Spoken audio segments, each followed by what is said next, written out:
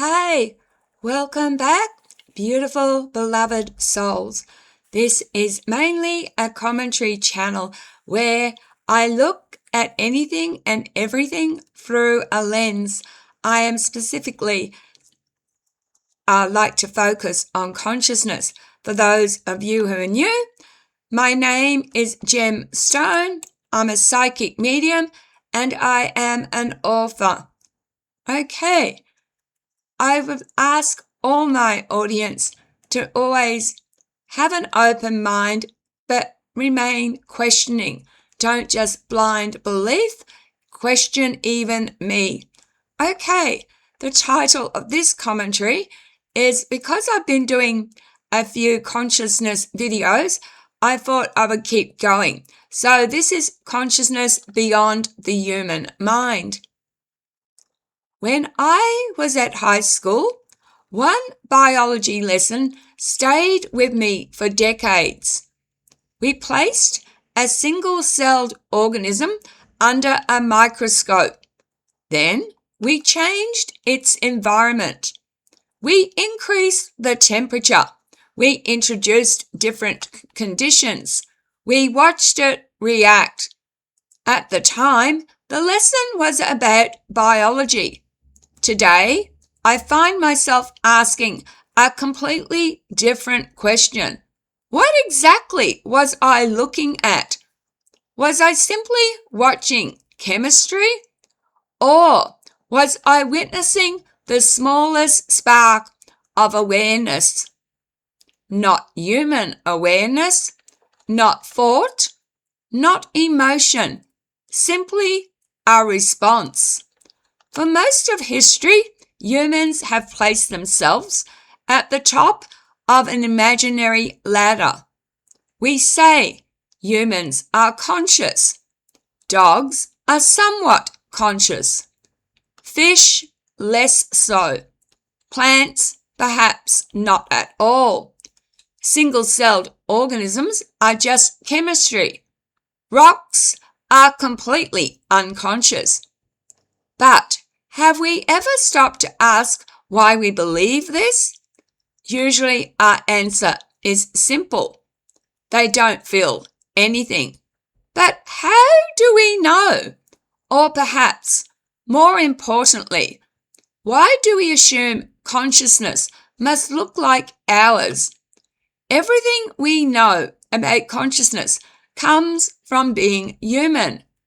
We assume consciousness requires a brain because our consciousness appears to be linked to one.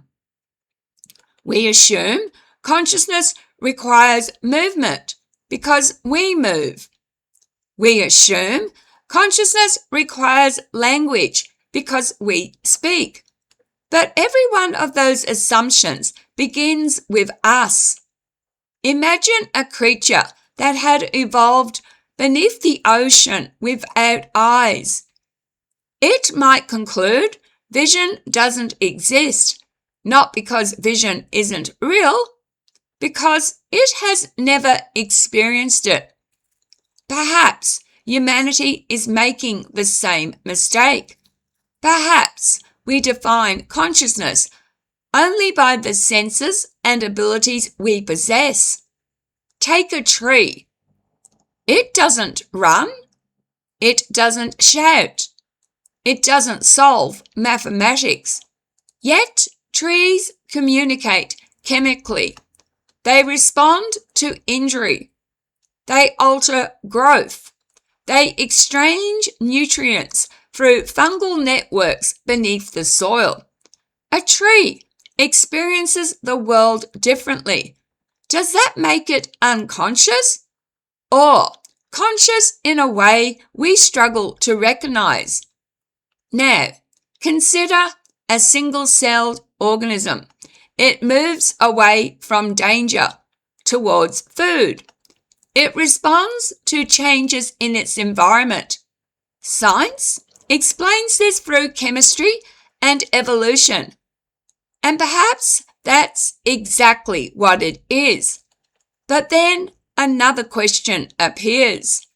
If consciousness emerged from matter, At what exact point did chemistry become experience?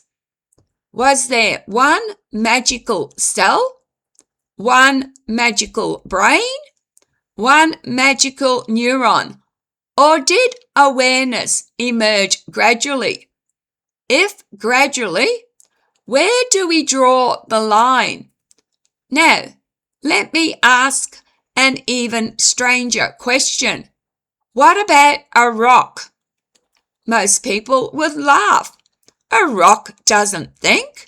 A rock doesn't move. A rock doesn't feel. But notice something.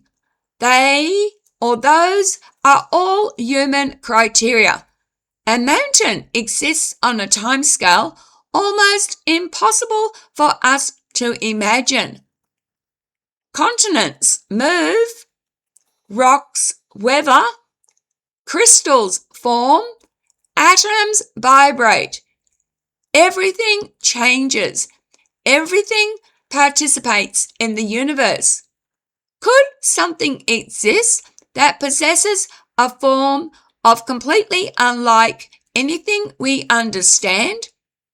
Science would say there is currently no evidence that rocks possess subjective experiences. And that is an important point. We should never confuse imagination with evidence. But philosophy allows us to ask questions that science has not yet answered. Perhaps consciousness is not an on-off switch. Perhaps it is something that suddenly appears when brains become complicated enough. Perhaps consciousness is more like light passing through different windows. Each window reveals something different. The human window gives rise to thought. The dog's window gives rise to smell beyond imagination. The eagle's window sees ultraviolet. The bat's window hears space itself. What if every form of existence reveals another aspect of reality? And what if consciousness itself is not something that belongs to us, but something we belong to? I often wonder whether humanity has confused intelligence with consciousness.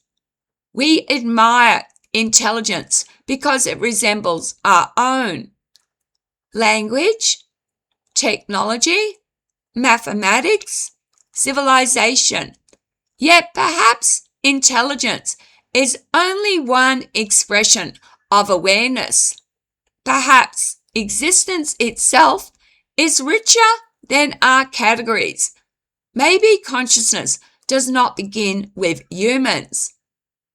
Maybe humans are simply one way the universe becomes aware of itself.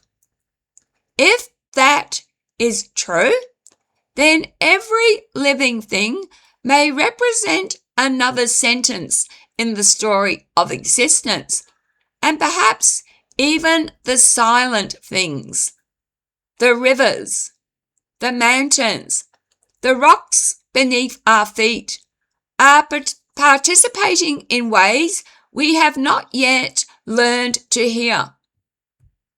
I don't know the answer. Neither does science. Neither does spirituality. But perhaps asking better questions is how consciousness slowly comes to understand itself. Thank you very much for watching, beautiful beloved souls. If you're going to drop a comment, can you do so with respect? What do you think consciousness is? And do you think things like plants are conscious? Do you think every time you kick a rock, that in the rock world it goes, ouch? Remember though, pain is a reaction for nervous systems, and rocks don't have nervous systems. But yeah, I've often wondered every time I kicked a rock, did it feel that? It's been moved from point A to point B. I'm weird, I know. All right, please be respectful. If only the world was more respectful, more tolerant, less judgmental, what a better place it would be. And I hope you're feeling better today, Clark. And please be kind to each other. Smile at a stranger. You might just save a life. Take care of yourselves because you matter. Love, light, and blessings. See you on the other side. Bye.